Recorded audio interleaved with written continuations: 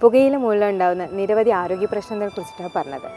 ഈ ആരോഗ്യ പ്രശ്നം മൂലം നിരവധി പേരും മരണമടഞ്ഞിട്ടുണ്ടാവാം. അപ്പോൾ നമുക്ക് ഈ ടൊബാക്കോ ഡെത്ത് കേസിനെ കുറിച്ചുള്ള ഒഫീഷ്യൽ ഡീറ്റെയിൽസ് നമുക്ക് ഈ പബ്ലിക്കിനൊന്ന് ഷെയർ ചെയ്യാൻ പറ്റുമോ സാറിന്?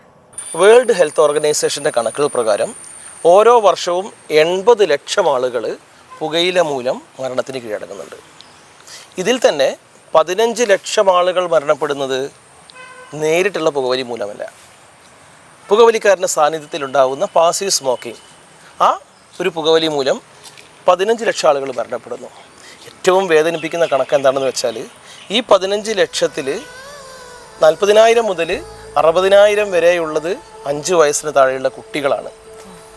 പുകവലിക്കാരൻ്റെ സാന്നിധ്യത്തിൽ നിൽക്കുന്ന ഗർഭിണി പുകവലിക്കുന്നത് മൂലം അവളുടെ വയറ്റിലുള്ള കുഞ്ഞുങ്ങൾക്ക് നിരവധിയായ ആരോഗ്യ പ്രശ്നങ്ങൾ ഉണ്ടാകുന്നു എന്നുള്ളത് മാത്രമല്ല, പ്രീമേച്ചർ ഡെലിവറി വരെ ഇതുകൊണ്ടുണ്ടാകുന്നുണ്ട്.